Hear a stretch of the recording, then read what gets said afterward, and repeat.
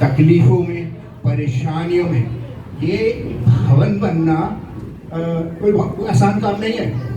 ये टाइलों में भी पैसे लगते हैं, ठीक है। वो जो खड़ी लगी है वो भी कुछ पैसे की आई होगी, ठीक है। इसमें पेंट हुआ होगा। ये भवन बना है, मेहनत के साथ बना है, लेकिन इन सबसे ज़्यादा इम्पोर्टेंट ये है, ये प्रार्थनाओं के द्वारा बना है। हालेलुया। तो मुझे वचन में लिखा है कि एक डोरी जो होती है, एक धागा, उसे तोड़ना क्या होता है? आसान होता है। जब दो हो जाती है तो क्या होता है? तोड़ना थोड़ा मुश्किल हो जाता है। लेकिन जब तीसरी डोरी होती है तो तोड़ना नामुमकिन हो जाता है। हालेलुया। कलीसिया और पास्टर, ये दो डोरी, ठीक है, दोनों एक दूसरे के बिना पूरक नहीं है। लेकिन अगर यीशु मसीह बीच में नहीं है तो सब कुछ प्रॉब्लम है। हालेलुया। लेकिन हम प्रभु का धन्यवाद करते हैं, हालेलुया, कि प्रभु ने पास्टर जी को उनके आंसुओं को सुना और उनकी प्रार्थना को सुना, उनकी मेहनत को देखा, ठीक है। और ये भवन बना। आप में से कितने लोग ऐसे हैं जो इस भवन में शायद मेरे से पहले से आ रहे हैं, ठीक है। और आप सब जानते हैं कि जब से आप इस भवन में आने शुरू हुए, बंधन खुलने लगे। हालेलुया। दुष्ट आत्माएं जाने लगी। हालेलुया। बीमारियां चंगी होने लगी, जीवन में खुशी आ गई, आंसू जाते रहे। हालेलुया। पति में आशीष आ गई, पत्नी में आशीष आ गई, बच्चों में आशीष आ गई, परिवारजनों में आशीष आ गई, नौकरी मिलनी शुरू हो गई है, बंधन जाते रहे यीशु के नाम से। हालेलुया। ये इस भवन का, मैं आपको एक बात बता दूं, ये परमेश्वर का भवन है। ये चार दीवारी है कैसे देखने को, ठीक है। ये चार दीवारी है, लेकिन यीशु मसीह की उपस्थिति अद्भुत कार्य करती है। हालेलुया। यीशु मसीह की उपस्थिति अद्भुत कार्य करती है, क्योंकि आप यहाँ पे मेरे से मिलने नहीं आए, आप यहाँ पे आके पास्टर गहलोत से मिलने नहीं आए, आप प्रभु की वेदी के पास आए हैं प्रभु से मिलने। और याद रखिए, हमारी आराधना स्तुति परमेश्वर के सिंहासन को लेकर नीचे आ जाती है। हालेलुया। वो हमारे बीच में विराजमान होता है। बहुत बहुत बहुत लोग आज से 2 साल पहले, 3 साल पहले, 4 साल पहले उनकी जिंदगी क्या थी, लेकिन अब आपकी जिंदगी क्या है। हालेलुया। अब आप प्रभु का धन्यवाद कर सकते हैं। आप आनंद से कह सकते हैं कि पल पल वो मेरे साथ रहा, क्षण क्षण वो मेरे साथ रहा, उसने मेरे हाथ को छोड़ा नहीं, वो विश्वासी होके रहा। हालेलुया। मुझे बात बताई पास्टर जी ने अभी, उन्होंने कहा 11 साल ये चर्च बंद रहा, सील रहा एक तरीके से। आप जानते हैं एक ही मेमना है जो सील को तोड़ सकता है। हालेलुया। और वो यीशु मसीह है। हालेलुया। और वो 11 साल जो है बंद रहा। नेहमिया की पुस्तक में अभी इन्होंने बताया, नेहमिया को पता चला, कुछ लोग आए और कुछ लोग आके कहने लगे कि जहाँ का तू रहने वाला है यरूशलेम में, वो उन लोगों ने, दुश्मनों ने उसको जला दिया है, शहर पना को गिरा दिया है, उसके फाटक चले पड़े हैं। नेहमिया ने क्या कहा? कोई बात नहीं, मैं जाता हूँ, ऐसा कुछ कहा नहीं। लिखा है वो जार रोने लगा। हालेलुया। ओ उसने उपवास रखा और प्रार्थना करी है। वो जब उपवास रखा जाता है, मैं इस चर्च के बारे में खास बात ये कहना चाहता हूँ और ये बताना चाहता हूँ, जो अच्छी बात है कि उपवास और प्रार्थना के द्वारा अद्भुत कार्य इस कलीसिया में होते हैं। हालेलुया। पूरी कलीसिया जब उपवास करती है पास्टर के साथ में मिलके, तो प्रभु अद्भुत कार्य करता है। तो उसने क्या किया? उपवास रखा, रोया। अभी ये बता रहे थे, मैं कई बार चर्च के सामने से जाता था तो मेरी आंखों में आंसू आते थे। बहुत उपवास भी रखा होगा, बहुत प्रार्थना करी होगी कि प्रभु ये भवन मुझे दे दे, ये जगह मुझे दे दे। इतने में क्या होता है, नेहमिया जो है वो एक राजा का पिलाने हार वाला है, वो उसको खिलाना पिलाना करता है। तो राजा ने उससे कहा कि क्या बात है, तेरा चेहरा बड़ा उदास है और तू ऐसा क्यों है, तू तो कभी उदास होता नहीं। उसने कहा मैं कैसे उदास ना हूँ, ओ मेरा जो जहाँ मेरे पूर्वजों की जमीन है, जहाँ उनकी कब्रें हैं, वो जगह जला दी गई है, उसके फाटक क्या है, जला दिए गए हैं, उसे बर्बाद कर दिया, नाश कर दिया गया। तो उस बंदे ने क्या कहा? बता मैं तेरे लिए क्या करूं, बता मैं तेरे लिए क्या करूं, एक बार पढ़िएगा नहमीया पहला अध्याय।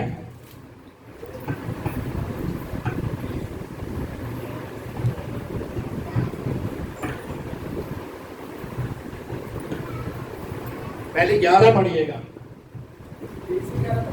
जी, नहीं पहला अध्याय 11। नहमीया पहला अध्याय का 11।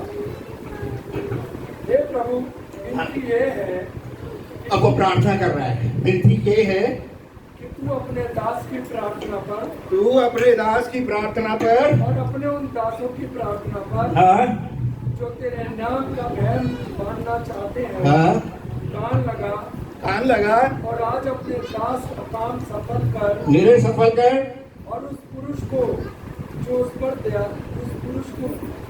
दयालु कर। इस पुरुष को दयालु कर, मैं तो राजा किसको? राजा को मेरे में दयालु कर, हालेलुया।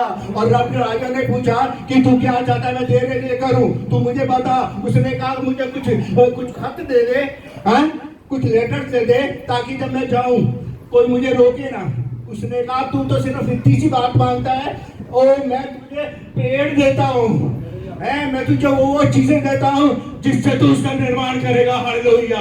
11 साल अगर ये बन रहा है तो बहुत से लोग ऐसे भी होंगे जो विरोधी थे, लेकिन बहुत से लोग ऐसे भी होंगे जिन्होंने इस भवन को खुलने में मदद करी होगी, क्योंकि खुदा ऐसे लोगों को इस्तेमाल करता है, चाहे वो अन्य जाति के हो, चाहे वो कैसे भी हो। परमेश्वर का कितने ऐसे अधिकारी होंगे, कितने ऐसे पॉलिटिशियन होंगे जिन्होंने कहा होगा पास्टर जी हम आपकी मदद करेंगे, हालेलुया। प्रभु किसी को भी इस्तेमाल कर सकता है, हालेलुया। अपनी महिमा के लिए वो कुछ भी कर सकता है, हालेलुया। वो भजन संहिता में लिखा है, भजन संहिता 27 में लिखा है, एक वर मैंने यहोवा से मांगा है। वर समझते हैं?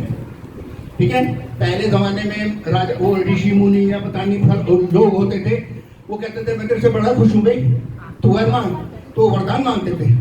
तो वो क्या कहता है, एक वर मैंने परमेश्वर से मांगा है और मैं उसी के यत्न में लगा रहूंगा। क्या वर मांगा है? इस जिंदगी भर मैं तेरे भवन में रह सकूं और तेरी मनोहरता को निहार सकूं। O see the beauty of the Lord, hallelujah. अपने परमेश्वर के चेहरे को देखता रहो, और अगर मैं तेरे चेहरे को देख रहा हूं, मेरी नजरें तुझ पे है, तेरी नजरें मुझ पे है, तो किस चीज की कमी है मुझे, हालेलुया। ओ मेरे घर के भंडार भरे जाएंगे, ओ मेरी सारी जरूरतें पूरी हो जाएंगी, क्योंकि मैं तेरे भवन में हूं, मैं तेरी उपस्थिति में हूं, और तू मेरे सारी जरूरतों को पूरी करने की शक्ति और सामर्थ्य रखता है, हालेलुया। भजन संहिता 65 पढ़िएगा, उसका 4था अध्याय है।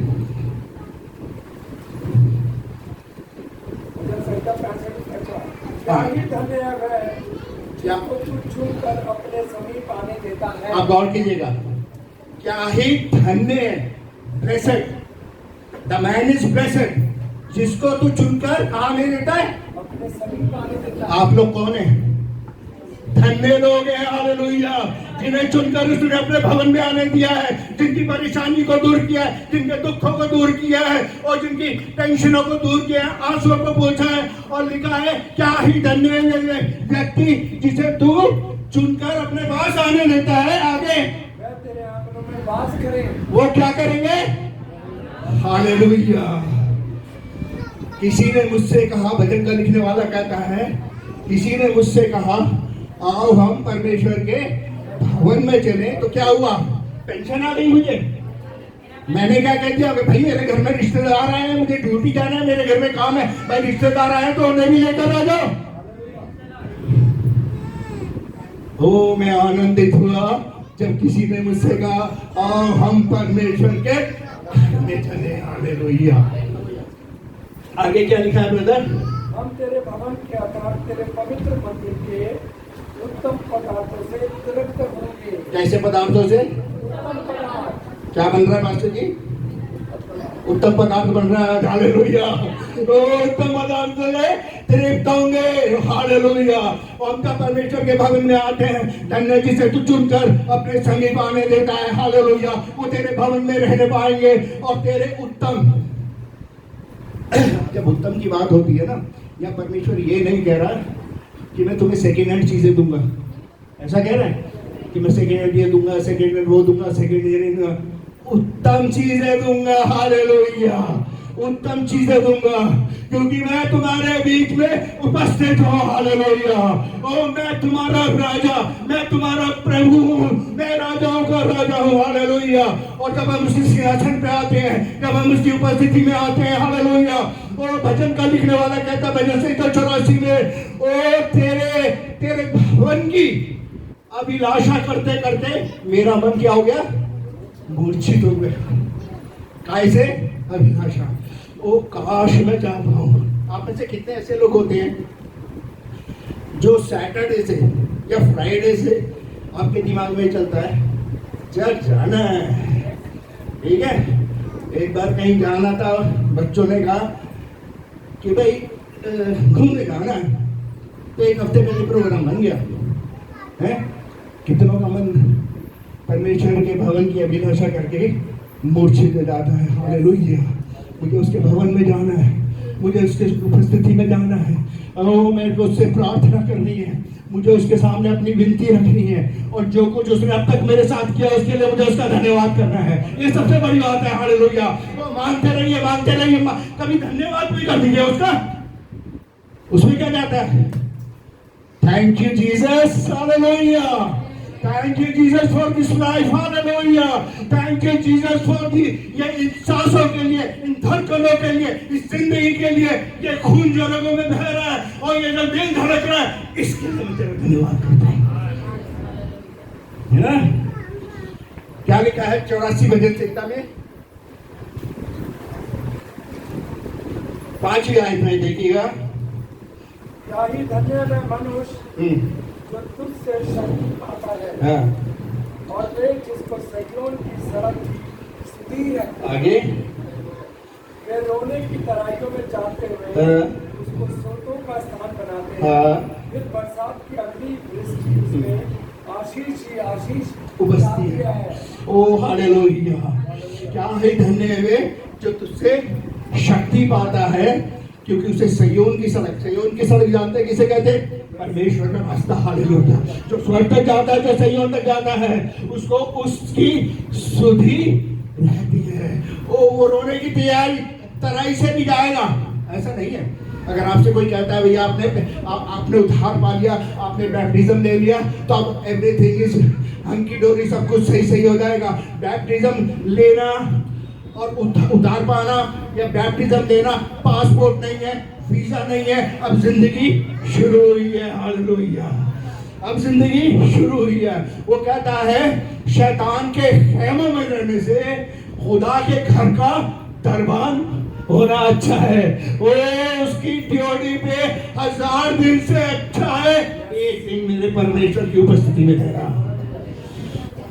Thank God, hallelujah. प्रभु के जो दास हैं, मैं 2 बातें कह रहा था, एक प्रभु के भवन की, एक प्रभु के दासों की। हालेलुया, ये जो प्रभु के दास हैं, ये हमारे अगुआ हैं, ये हमारे आत्मिक पिता हैं, ये हमारे शिक्षक हैं।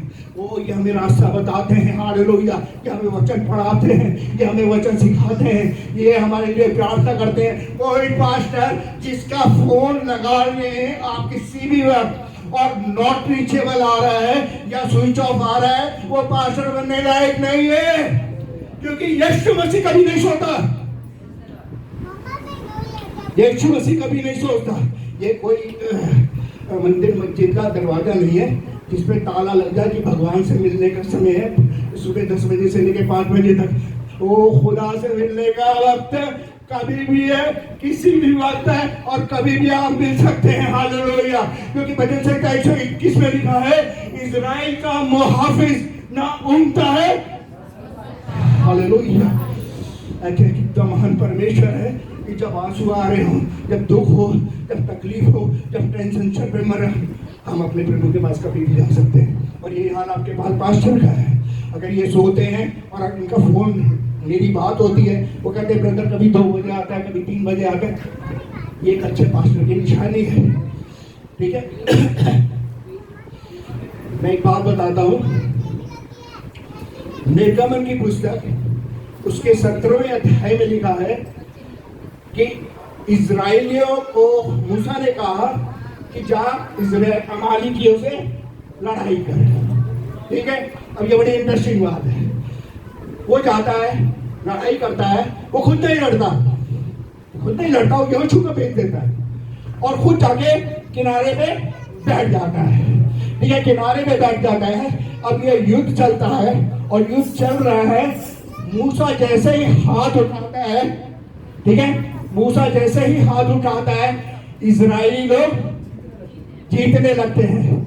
और जब वो हाथ नीचे करता है तो क्या होता है, इजरायली लोग हारने लगते हैं। और वो जब देखता है तो हूर और हारून क्या करते हैं, वो प्रभु के दास के पास आते हैं और उनमें से एक बंदा उसका एक हाथ उठाता है और एक उसका दूसरा हाथ उठाता है। और जब तक ये हाथ उठा हुआ है, इस्राएली जीतते रहेंगे। हालेलुया। आपके पास्टर का हाथ पकड़ना आपका काम है। हालेलुया। उसके लिए प्रार्थना करिए, उसकी मदद करिए, उसके साथ उपवास में बैठिए, उसके लिए दुआ करिए, उसके परिवार के लिए दुआ करिए। और याद रखिए, जब आप पास्टर के हाथों को पकड़ेंगे और थाम के रखेंगे और प्रभु अद्भुत कार्य करेगा। बहुत से लोगों का प्रॉब्लम ये है, हमारे चर्च में बहुत लोग हैं, 2000 है, 3000 है, देयर मॉब, वो भीड़ है।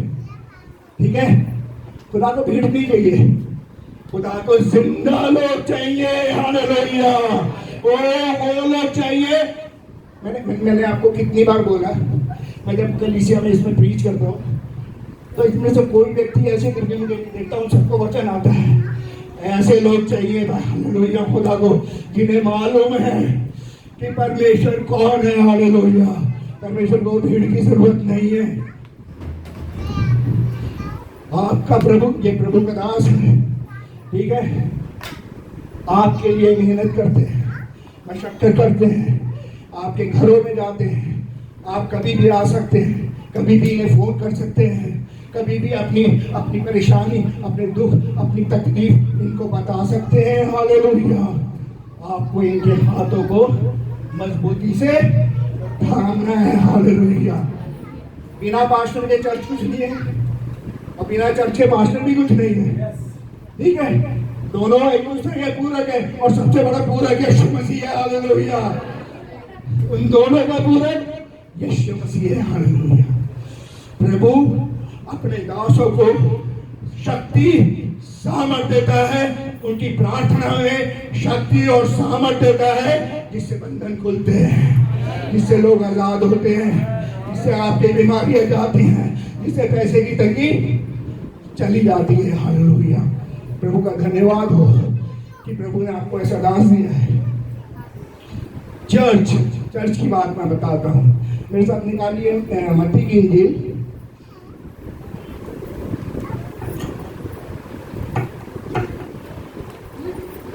उसका 16 अध्याय 13 से पढ़िएगा कोई। मत्ती 16:13 से। यीशु कैसरिया फिलिप्पी के प्रदेश में आया और अपने चेलों से पूछने लगा, तो मनुष्य के पुत्र को क्या कहते हैं? यीशु मसीह ने अपने चेलों से क्या पूछा, लोग मुझे क्या कहते हैं? हाँ, उन्होंने क्या कहा? उन्होंने कहा, हाँ, यूहन्ना बपतिस्मा देने वाला कहते हैं, हाँ, और कुछ एलिया, और कुछ यिर्मयाह या भविष्यवक्ता कहते हैं। उसने उनसे कहा, परंतु तुम मुझे क्या कहते हो? हालेलुया। लोग मुझे क्या कहते हैं डजंट मैटर, इस बात से कोई मतलब नहीं है, तुम मुझे क्या कहते हो? तो पतरस ने क्या कहा? शमौन पतरस ने उत्तर दिया, तू जीवते परमेश्वर का पुत्र मसीह है। आमीन। हालेलुया। तो जीवते परमेश्वर का पुत्र मसीह है। तो यीशु मसीह ने कहा, क्या नाम है, हे शमौन, योना के बेटे, ये बात तुझसे शरीर और मांस में नहीं कही गई, बल्कि परमेश्वर ने तुझसे कहलाई है। तू पतरस है। पतरस का क्या अर्थ है? पत्थर। ठीक है, और मैं इस पे अपनी कलीसिया स्थापित करूंगा। तो कलीसिया क्या पतरस में बनी? किस पे बनी? वो प्रेरितों के काम में लिखा है उसके 4थे अध्याय में, वो पत्थर जिसे राजमिस्त्रियों ने निकम्मा कर दिया वही कोने का सिरे का पत्थर है। हालेलुया। तो ये कलीसिया किस चीज पे स्थापित करी? क्या पतरस पे? नहीं, पतरस के अंगीकार पे कि तू मसीह है। हालेलुया। उस पे कलीसिया स्थापित है। और ये कलीसिया मसीह पे स्थापित है। बुनियाद पास्टर ने डाली होगी। चर्च में कुछ पिलर होते हैं, कुछ लोग पिलर्स होते हैं, लेकिन बुनियाद जो है वो यीशु मसीह है। हालेलुया। अब ये प्रभु ने क्या कहा? एक ऐसी कलीसिया मैं तुम्हें क्या करूंगा? अधोलोक की कुंजियां दूंगा। पतरस को क्या अधोलोक की कुंजियां मिली? नहीं, आई डोंट थिंक सो। मैं तुम्हें अधोलोक की कुंजियां दूंगा, सॉरी, और अधोलोक के फाटक तुझ पर प्रबल नहीं होंगे। आगे, मैं तुझे स्वर्ग के राज्य की कुंजियां, हाँ, और जो कुछ तू पृथ्वी पे बांधेगा और कीजिएगा, स्वर्ग में बंधेगा। वो जो पृथ्वी में बांधेगा स्वर्ग में बन जाएगा। हालेलुया। जब कलीसिया मिलकर प्रार्थना करती है, एक मन होकर प्रार्थना करती है, और जो वो जमीन पे बांधते हैं स्वर्ग में बन जाता है। आप दुष्ट के बंधनों को बांधोगे स्वर्ग में बन जाएगा। आप लोगों की दुखों को, बीमारियों के बांधोगे स्वर्ग में बन जाएगा। हालेलुया। आप लोगों के आंसुओं को, उनकी परेशानी को, उनकी गरीबी को, उनके दुखों को, तकलीफों को जब बांधोगे स्वर्ग में बन जाएगा। और जो खोलोगे, और जब तू पृथ्वी पे खोलेगा मैं स्वर्ग में खुलेगा। आमीन। हालेलुया। अब सोचिए कितनी बड़ी बात है। ठीक है, आप कुछ खोल रहे हैं, ठीक है, आप बंधनों को खोल रहे हैं जब आप प्रार्थना करते हैं। हालेलुया। आप बीमारियों के बंधनों को खोल रहे हैं, आप दुष्ट आत्मा के बंधन को खोल रहे हैं। वो आप लोगों की बड़ी बड़ी परेशानियों को जिसमें वो बंधे पड़े हैं, आप उसको खोल रहे हैं। और ना सिर्फ आप पृथ्वी पे खोल रहे हैं, वो स्वर्ग में भी खुल जाएगा आपके लिए यीशु के नाम से। हालेलुया। ये प्रभु का वायदा है, मेरा नहीं। ठीक है, उसने हमारे हाथ में कुंजियां दी हैं। अब बाहर कभी ताला लगता होगा, ये नीचे पास्टर की ताला मारते हैं, ताला लगा हुआ है, ठीक है, और ये आके कहते हैं भाई खुल जा खुल जा खुल जा, वो दरवाजा खुल तो न जाएगा। ठीक है, क्यों भाई? चाबी तो तुम्हारे पास है, उस चाबी से खोलो। हालेलुया। उनके बंधनों को खोलो, दुष्ट आत्माओं को निकालो। और यीशु मसीह ने कहा जो मेरे नाम से है, अगर वो सांप को भी उठा लेंगे तो उन्हें फर्क नहीं पड़ेगा। बड़े बड़े काम करेंगे, मुझसे बड़े बड़े काम करेंगे। बाइबल में लिखा है, वचन में लिखा है, चेहरे लोग जब चलते थे सड़क के ऊपर तो लोग अपने बीमार साइडों में डाल देते थे, इनकी परछाई भी पड़ जाएगी तो ये चंगे हो जाएंगे। लोग अपने रुमाल डाल देते थे, और उन्हें प्रार्थना करने की भी जरूरत नहीं थी, इतनी सामर्थ थी उनके कपड़ों में, उनके जिस्म में, वो लोग चंगे हो जाते थे। हालेलुया। मैं तुम्हें स्वर्ग राज्य की कुंजी दूंगा। मैं सोच रहा था 2-3 घंटे प्रचार कर दूं, ठीक है, लेकिन फिर मुझे पास्टर जी पे तरस सा आ गया। मैंने कहा चलो मैं छोड़ देता हूँ आज ही में। ठीक है, तो मैं एक आखिरी बात कहता हूँ, ठीक है। प्रेरितों के काम उसके 12वें अध्याय में लिखा है, लोगों ने पतरस को पकड़ा, ठीक है, और उसे कहाँ डाल दिया? बंदी गृह में डाल दिया। अगर आप उसे पढ़ेंगे, मैं पढ़वाना नहीं चाह रहा, समय नहीं मैं बात करना चाहता, लिखा है 4 तरह के पहरे थे उसके पास, मतलब चारों तरफ से वो घिरा हुआ था, बेड़ियों में टेका हुआ था, पहरेदार चारों तरफ थे, और लोहे के गेट पे, ठीक है। लेकिन कलीसिया क्या कर रही थी? कलीसिया सो रही थी, कलीसिया सो रही थी, कलीसिया लो लगा के उसके लिए बंधन खुल गए। हालेलुया। एक स्वर्गदूत आया, उसने कहा तो ठीक है, वो बेड़ियों में नहीं उठा, लिखा है एक पहरेदार यहाँ सो रहा था, एक पहरेदार यहाँ सो रहा था, वो तो सोते ही रहे, खुदा ने ऐसी नींद में डाल दिया कि वो तो उठ ही नहीं पाए। ठीक है, बंधन खुल गए, बंधन खुल गए और जेल के दरवाजे खुल गए। लिखा है जब वो जेल से निकल के बाहर की तरफ गया तो लोहे का फाटक खुल गया। हालेलुया। ओ जब कलीसिया प्रार्थना करती है हालेलुया तो फाटक खुल जाते हैं, बंधन खुल जाते हैं, बेड़ियां खुल जाती है, दुष्ट आत्माएं निकल जाती है, ओ आजादी मिल जाती है यीशु के नाम से।